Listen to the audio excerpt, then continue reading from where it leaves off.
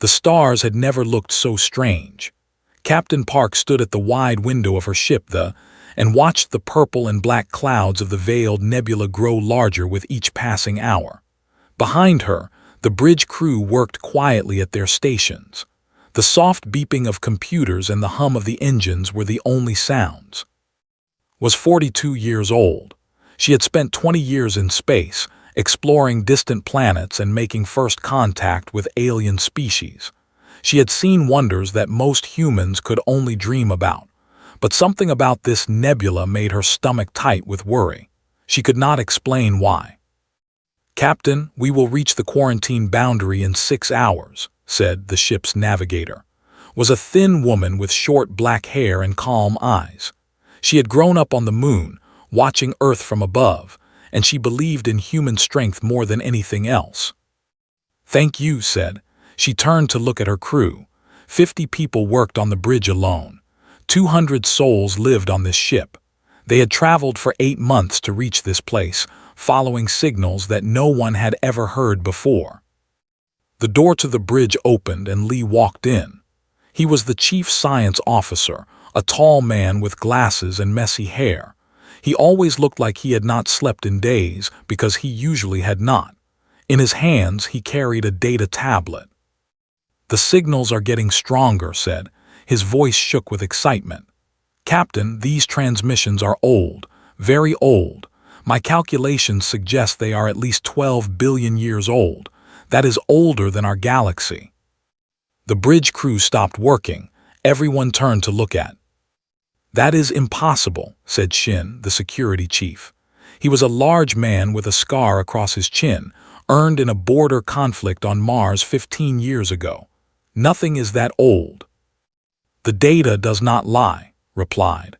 "Whatever sent these signals existed before the Milky Way was born. This could be the greatest discovery in human history." Looked at her crew. She saw excitement in their eyes, hunger for knowledge, the same fire that had pushed humanity from caves to starships. She felt it too, but she also remembered the warning. 3 weeks ago, before they left Council space, an ambassador had come to their ship. His name was, and he was a crystalline being, his body made of living glass that sang when he moved. He represented the Galactic Council, a group of 12 ancient alien species that had ruled the galaxy for millions of years. Had begged them not to go. "Your species is young," he had said, his voice like wind through crystal chimes. "You have only traveled among the stars for 300 years. You do not understand what sleeps in the dark between stars. The veiled nebula was quarantined 10,000 years ago. Every species that entered it died. Not some of them.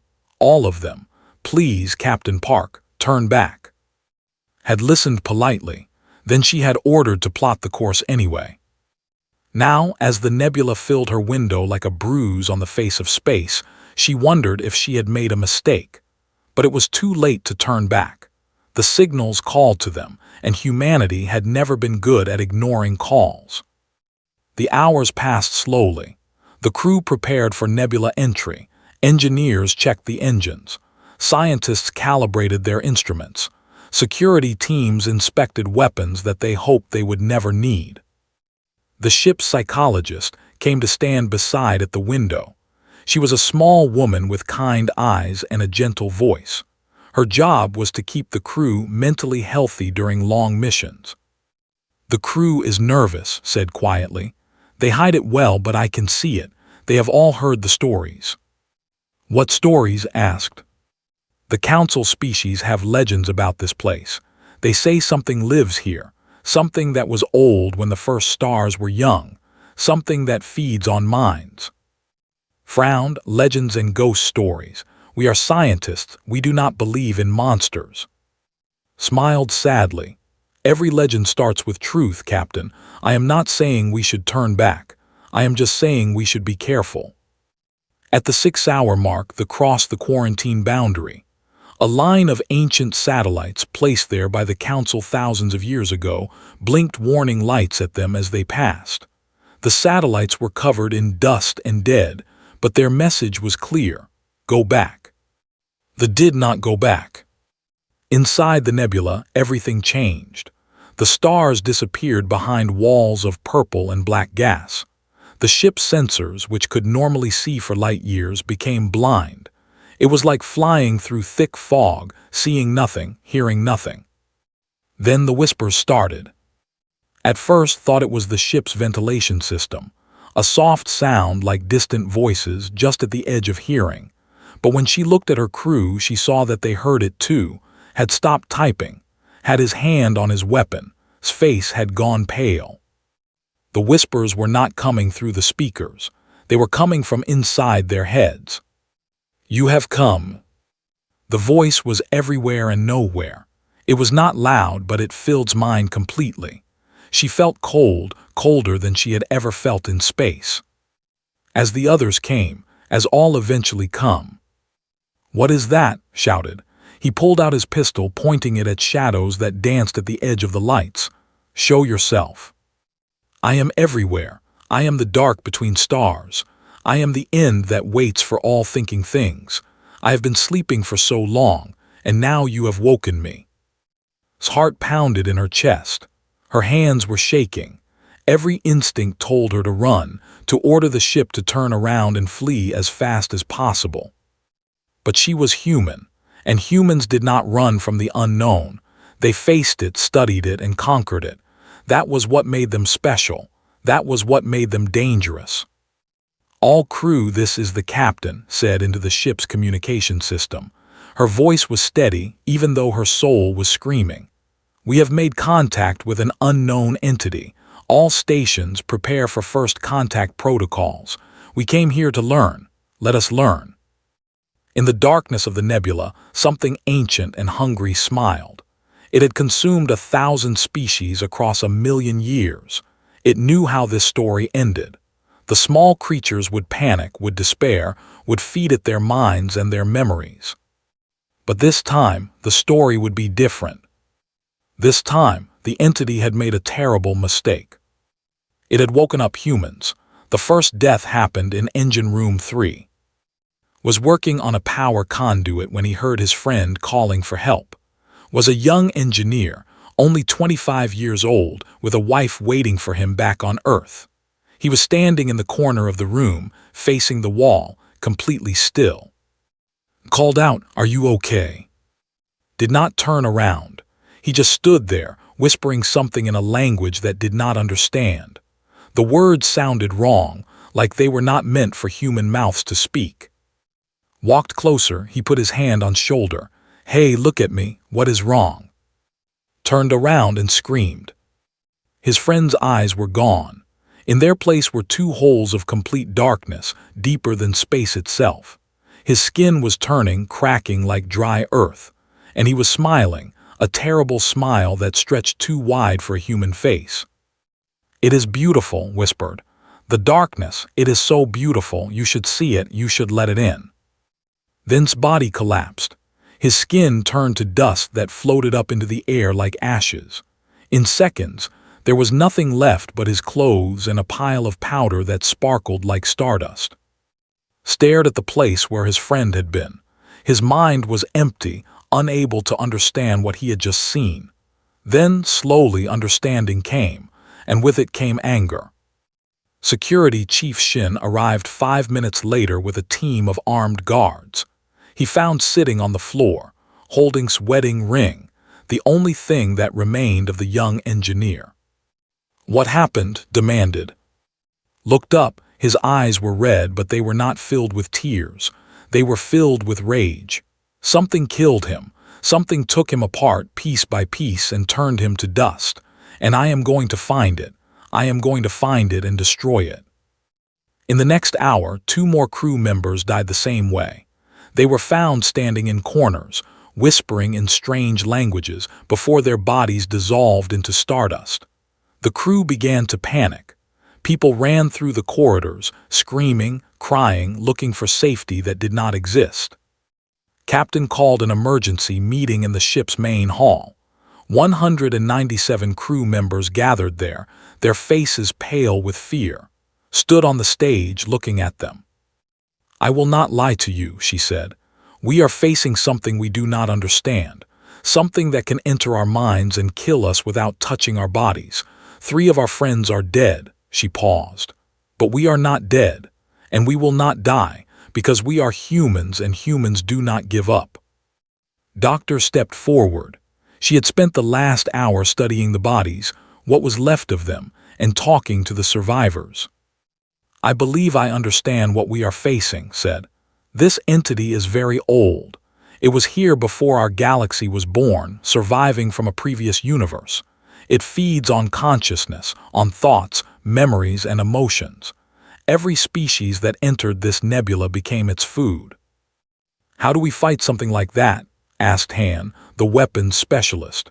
She was a tough woman with calloused hands, someone who had built guns since she was a teenager.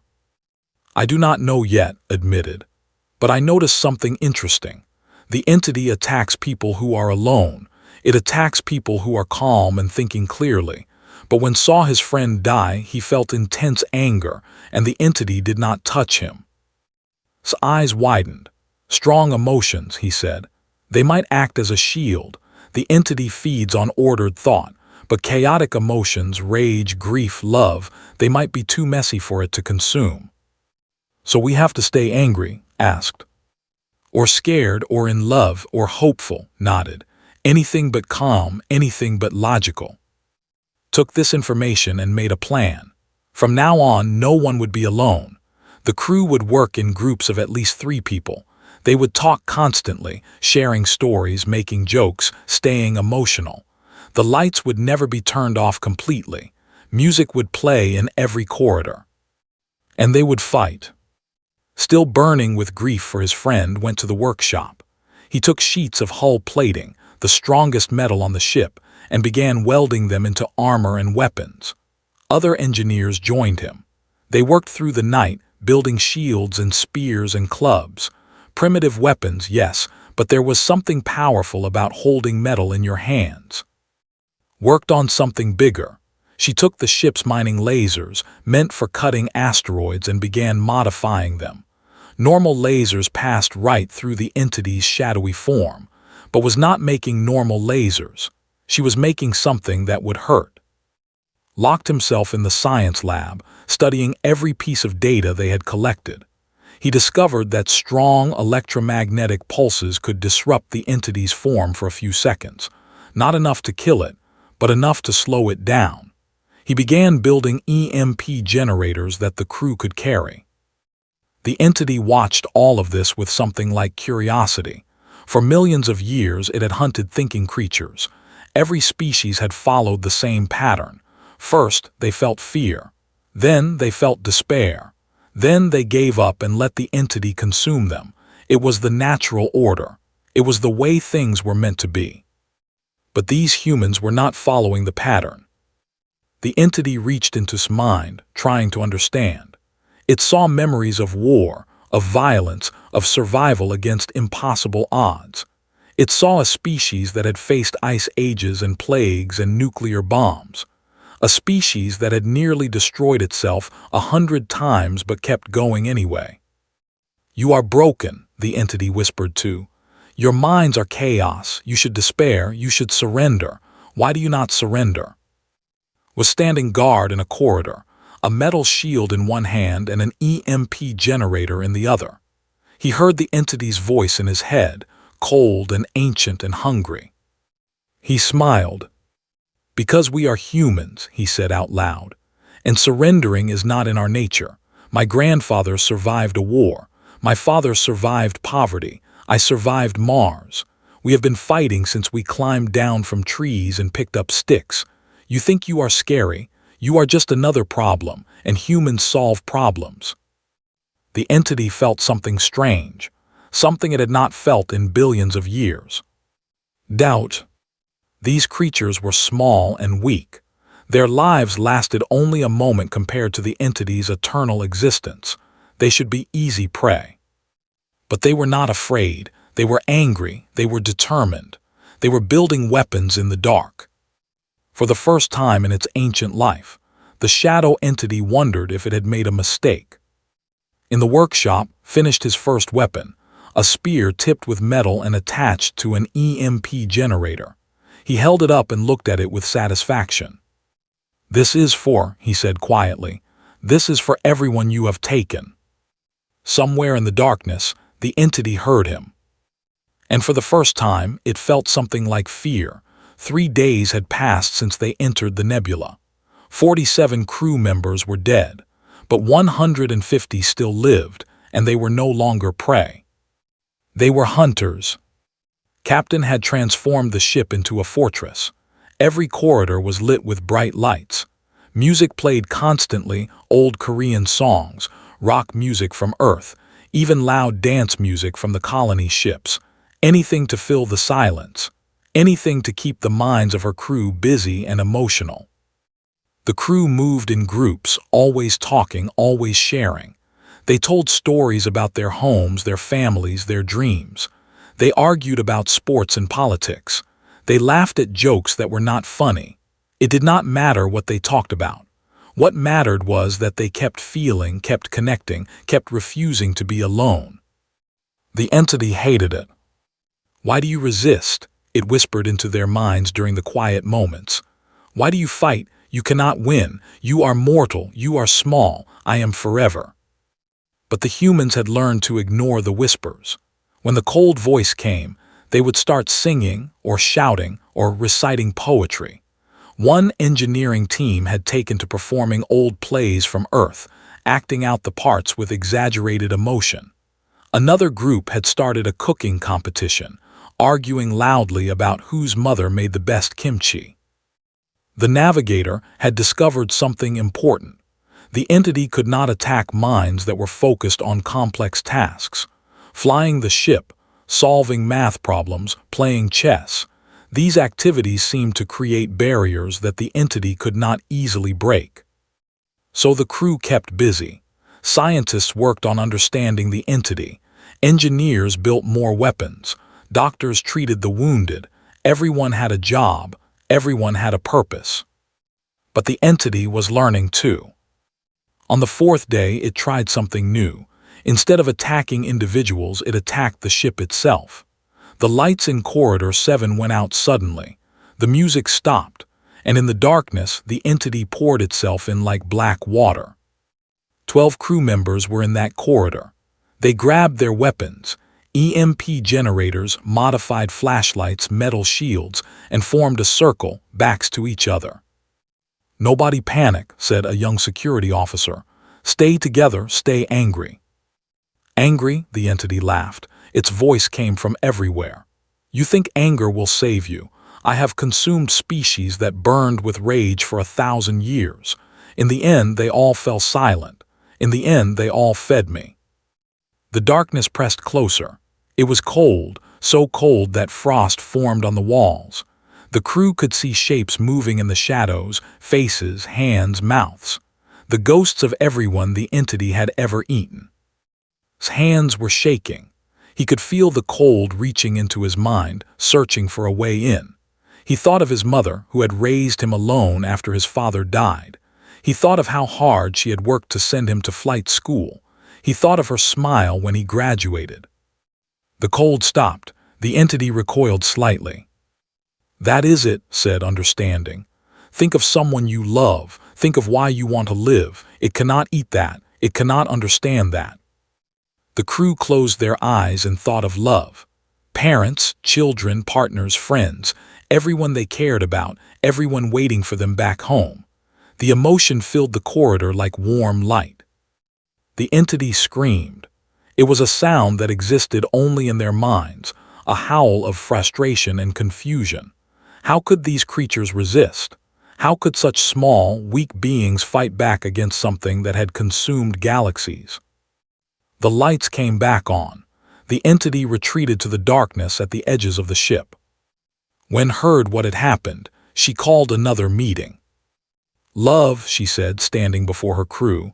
"The entity cannot consume love. It cannot understand why we care about each other, why we would die for strangers, why we would sacrifice everything for people we have never met."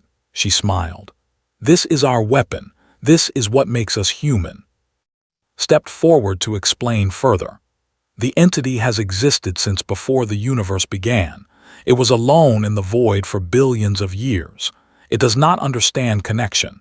It does not understand family or friendship or community.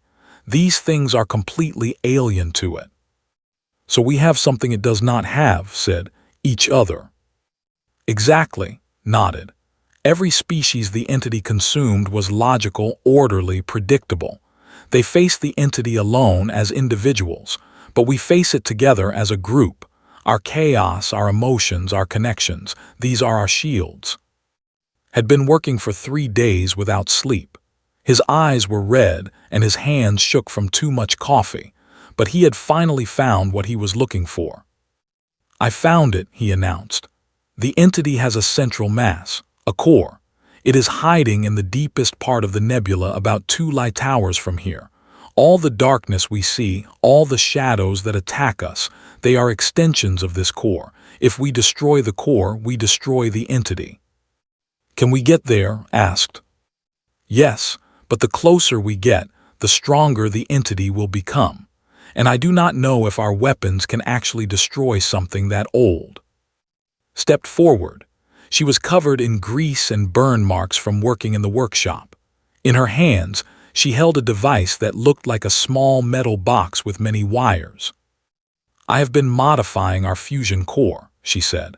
If we overload it and detonate it inside the entity's central mass, the explosion should be powerful enough to destroy anything, even something 12 billion years old. That sounds like a bomb, said. It is a bomb, a very big bomb. His face was serious. But someone will have to deliver it by hand. The entity will attack any missile or drone we send. A person will have to carry it into the core. The room went silent. Everyone understood what was saying. Whoever carried the bomb would not come back. It was a suicide mission. I will do it, said quietly. He was still thinking of, still burning with grief and rage. No, said, I will do it. I am younger. I can move faster. I should do it, said an older woman named. I have lived a good life. Let the young ones go home. More voices joined in. Dozens of crew members volunteered. They knew they would die, but they volunteered anyway, because that was what humans did. They sacrificed themselves for each other. They threw their bodies into the darkness so that others could see the light. Felt tears in her eyes. She had never been more proud of her crew. We will decide later, she said, her voice thick with emotion. For now, let us prepare. We have a monster to kill. In the darkness of the nebula, the entity watched and listened. It had consumed millions of minds. It had eaten civilizations that spanned galaxies. It had thought itself invincible. But now, watching these strange creatures prepare to fight, prepare to die for each other, prepare to sacrifice everything for victory, now the entity felt something it had never felt before. It felt small. The moved deeper into the nebula. The purple and black clouds grew thicker, pressing against the ship like water against a submarine. The darkness outside was so complete that even the ship's strongest lights could only reach a few meters. Inside, the crew prepared for war. Walked through the corridors, checking on her people. She saw engineers welding armor onto the ship's hull. She saw scientists building more EMP generators. She saw security teams practicing combat moves with their new metal weapons. Everyone was busy. Everyone was determined. But she also saw the fear in their eyes. They hid it well, but it was there. They knew what was coming. They knew that many of them would not survive. She stopped at the medical bay, where a doctor was treating a young crew member who had been attacked by the entity. The woman's name was, and she was shaking, her eyes wide with terror. It showed me things, whispered. It showed me everyone it has ever eaten, millions of species, billions of minds, all trapped inside it forever, screaming in the dark. That is what it wants for us. That is what it wants for everyone. Held's hand gently. You are safe now. You are with us. It cannot take you while we are together. But for how long? Asked. How long can we fight? It is eternal. We are not. Stepped forward. We do not need to be eternal, she said. We just need to be strong enough to beat it once. That is how humans have always survived, not by living forever but by fighting hard enough in the moment that matters. Looked at the captain and nodded slowly. There was something in her eyes, a decision being made. Later that night, came to his quarters. The captain was looking at old photographs on her tablet, pictures of her family back on Earth, her mother's face smiling at the camera. "Captain, I need to tell you something," said. "Put down the tablet. What is it?" "I have been studying the entity, talking to survivors, reading the data that has collected," sat down heavily. "I think I know how to hurt it, really hurt it, but the price will be high." "Tell me." Took a deep breath. The entity feeds on ordered thought, clean, logical, organized minds, but it has never encountered anything like human art. Our music, our poetry, our paintings, they are beautiful chaos. They make no logical sense, but they carry deep meaning. I believe that if someone opened their mind completely to the entity, let it in, fed it everything they have ever experienced, it would overwhelm the creature. "Like feeding a snake something too big to swallow," said. "Exactly, but the person who did this would die. Their mind would be absorbed. There would be no coming back." Was silent for a long moment. How long would it buy us? Hours, maybe more. Long enough for someone to reach the core with the bomb. "No," shook her head. "I will not ask anyone to sacrifice themselves like that." "You do not have to ask." Voice was calm. "I am volunteering." Stared at her. "I have spent my whole life studying the human mind. I have read every great work of literature. I have listened to every symphony. I have seen every famous painting. My mind is full of beauty and chaos and contradiction. If anyone can overwhelm that monster, it is me. There has to be another way." "There is not," smiled sadly. "Captain, I have no family waiting for me, no children, no partner. I chose to dedicate my life to understanding people, not to building relationships of my own. This is my chance to use everything I have learned. This is my purpose." Felt tears running down her cheeks. She did not try to stop them. "I cannot let you do this." "You cannot stop me," took her hand. "This is my choice. Let me make it mean something." The next day, the ship reached the outer edge of the entity's core. The darkness here was absolute. The entity's presence was overwhelming, pressing against every mind on the ship. Crew members collapsed in the corridors, screaming, clutching their heads. Walked to the front of the ship, to an observation deck with windows looking out into the void. She sat down on the floor, crossed her legs, and closed her eyes. "I am ready," she said softly. Stood behind her along with a dozen other crew members. They held hands, forming a circle around. "We are with you," said, "until the end." Smiled, then she opened her mind. The entity felt it immediately. A door opening. An invitation. It rushed toward, hungry and eager, ready to consume this foolish creature who had given up the fight. But when it entered her mind, it found something it did not expect. Its consciousness was a library, a museum, a concert hall. Thousands of years of human art and thought, all gathered in one place. The entity saw paintings by masters who had been dead for centuries, beautiful faces, twisted nightmares, abstract explosions of color. It heard music that made no logical sense but somehow touched the deepest parts of existence. Sad songs that brought tears, happy songs that made the heart soar, angry songs that burned with righteous fury. It read poetry about love and loss, about death and rebirth, about the terrible beauty of being alive. It experienced novels that showed the full range of human experience, heroes and villains, saints and sinners, everyone in between. And it saw the contradictions.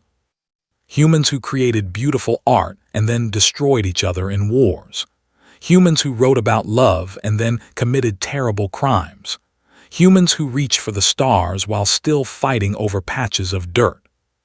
The entity tried to consume it all, tried to break it down into ordered patterns that it could understand. But there were no patterns. There was only chaos. Beautiful, terrible, endless chaos. "Stop," the entity screamed. This makes no sense. How can you be so broken and so beautiful at the same time? Laughed inside her fatting consciousness. That is what it means to be human. The entity thrashed and howled. For 3 hours it was completely overwhelmed, unable to attack anyone else. 3 hours of precious time, bought with one woman's life. When it was over, her body was empty, her heart had stopped, her brain was silent, but on her face there was a peaceful smile. Knelt beside her friend and closed her eyes gently. "Thank you," she whispered. "We will not waste your gift." The crew gathered around, paying their respects. Many were crying. Even the tough security chief wiped his eyes. But there was no time for a funeral. Had bought them 3 hours, had finished the bomb. Now they had to decide who would carry it to the entity's core. Stood up and faced her crew. "I will do it," she said. "This is my ship, my mission, my responsibility. I brought us here against all warnings. The price of our ignorance should be mine to pay." No one argued, they understood. Captain Park began her final journey into the dark. The escape pod was small, barely big enough for one person, and the bomb strapped to her chest. Captain Park sat alone in the darkness, watching the grow smaller behind her as she flew toward the heart of the entity. Her radio crackled. "Captain, we have visual on the core. It is about 30 minutes ahead of you. We will provide cover fire as long as we can." "Thank you's voice was steady. "Take care of our people." "I will, and Captain." There was a pause. "It has been an honor." Smiled. "The honor was mine." She turned off the radio. There was nothing more to say. Now it was just her and the darkness. The escape pod moved forward, its small engine pushing through the thick clouds of the nebula. The closer she got to the core, the colder it became. Frost formed on the windows. Her breath came out in white clouds. And the whispers returned. "You are coming to me," the entity said. Its voice was different now, weaker, confused, still recovering from sacrifice. "Do you think you can destroy me? I have existed since before time began. I have survived the death of a universe. What can one small human do against that?" Did not answer. She checked the bomb's timer, making sure it was set correctly. 15 minutes after she activated it, the fusion core would overload and explode. The blast would be powerful enough to destroy a small moon. "Your friend hurt me," the entity admitted. Her chaos, her art, her contradictions. I had never experienced anything like it. But I survived. I always survive. And when I consume you, I will be stronger than ever. "Maybe," said finally, "but you will have to catch me first." She pushed the engine to full power. The escape pod shot forward like a bullet. Behind her, they opened fire. Lasers, missiles, EMP pulses, everything the ship had. The weapons could not truly hurt the entity, but they could distract it. Bright explosions lit up the darkness, drawing the entity's attention away from the tiny pod flying toward its heart. The entity roared in frustration. It sent tendrils of darkness toward trying to crush the ship, trying to silence the annoying insects that dared to challenge it, but was a skilled pilot. She danced the ship through the attacks, always moving, never staying still. Saw the core ahead. It was massive, a sphere of absolute darkness, bigger than a planet. Inside it, she could see the faint glow of millions of minds, the consciousness of every being the entity had ever consumed. They were trapped there forever, screaming in silence. Including. "I am coming," whispered. "I am going to set you free." The entity finally noticed her.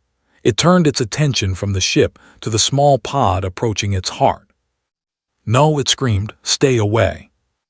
Darkness rushed toward her. Cold hands made of shadow grabbed the escape pod, trying to stop it, trying to crush it. The metal groaned and cracked, but was already moving. She activated the bomb's timer, strapped the device to her chest, and opened the pod's hatch. The vacuum of space pulled at her, but her suit protected her. She pushed herself out into the darkness, flying toward the core with nothing but her own momentum. The entity tried to stop her. Shadows wrapped around her limbs, pulling her back. The cold bit through her suit, into her skin, into her bones. "Why do you not fear death?" the entity demanded. "All creatures fear death. It is the most basic instinct. Why do you smile as you throw your life away?" Thought about this question. She thought about Earth, the blue planet she had left behind when she was 19 years old. She thought about her mother, who had cried at her graduation from the academy but also smiled with pride. She thought about her crew, the 200 people who had trusted her to lead them into the unknown. 150 of them were still alive. Because of her choices, yes, but also because of their courage. "I am afraid," she admitted. "I am terrified, but my people have a saying, fall 7 times, stand up 8. We do not surrender, we do not quit. Even when we know we will die, we keep fighting, because that is what humans do." She pushed harder, fighting against the darkness. The core was so close now. She could feel its cold hunger, its ancient malice. "You are just one creature," the entity howled. "One brief spark in an infinite darkness. Your sacrifice means nothing. Your species will eventually forget you. Everything you have ever done will be erased." "Maybe," said, "but today, right now, I matter. My choices matter. My sacrifice will save my crew, and they will go home and tell stories about what happened here. They will tell their children and their children's children. And humans will remember that once, in a dark nebula far from home, we faced an ancient evil and we did not run." She reached the core. The darkness parted before her, surprised, unprepared. No creature had ever gotten this close before. No prey had ever fought this hard. Placed her hand on the surface of the core. It was like touching ice made of nightmares. "This is for," she said, for everyone you have ever consumed." She activated the bomb. "Wait," the entity screamed. For the first time in its existence, it felt true fear. "We can make a deal. I can give you knowledge, power, eternal life, I can." "You can die," said simply. The explosion was beautiful. For a moment, a new star was born in the heart of the veiled nebula. Light poured out in all directions, pure, clean, brilliant light that burned away the darkness like morning sun burning away fog. The entity screamed one final time, a sound that echoed through the minds of every creature in the galaxy. Then it was gone, dissolved into nothing, erased from existence as if it had never been. The millions of minds it had consumed were finally set free. They floated up into the light, one by one, finding peace at last. The crew watched in awe as the nebula transformed around them. The purple and black clouds turned to gold and pink and blue. Stars appeared, stars that had been hidden for 10,000 years. Stood at the window, tears streaming down her face. "She did it," she whispered. "The captain did it." The ship was badly damaged, but it was still flying. 31 crew members had survived. They were wounded, exhausted, grieving, but alive. Ran calculations on his tablet. "The nebula is safe now," he announced. "The entity is completely destroyed. We can go home." "Home," repeated. The word felt strange on his tongue, like something from a dream. "I never thought I would hear that word again." The journey back took 3 months. The limped through space, held together by tape and hope and stubborn human determination. When they finally reached Council space, they were met by a fleet of alien ships. Ambassadors from a dozen species came aboard, demanding to know what had happened. The veiled nebula had been quarantined for 10,000 years. How could a young, primitive species like humanity have destroyed something that had killed millions of others? Stood before the Galactic Council, the last surviving senior officer. His uniform was torn and dirty. His face was from the battles he had fought, but his eyes were clear and steady. "You told us not to go," he said. "You should have known that would only make us want to go more, and when we found a monster in the dark," he shrugged. "We are humans. We kill monsters. It is kind of our thing." The council looked at him, at this small, fragile creature, who had survived something that had destroyed entire civilizations. "Your captain," the crystalline ambassador said carefully. "She sacrificed herself to destroy the entity." "Yes." "And your crew fought and died beside her, knowing they could not win, knowing the odds were impossible." "Yes." Was silent for a long moment. "We have observed your species for 300 years. We thought you were young and foolish and arrogant. We thought you would destroy yourselves before you learned wisdom." He paused. "We were wrong." The nebula was renamed Park's Light in honor of Captain Park. A memorial was built on the moon, listing the names of everyone who had died. The survivors were treated as heroes, given medals and honors from every species in the galaxy. But the most important thing, the thing that would echo through history forever, was this: humanity had proven that courage could defeat ancient evil, that love was stronger than darkness, that a single crew of determined people could change the fate of the galaxy. The universe was vast and full of terrors, but now those terrors knew that somewhere in the darkness there was a species that did not run, did not hide, did not surrender.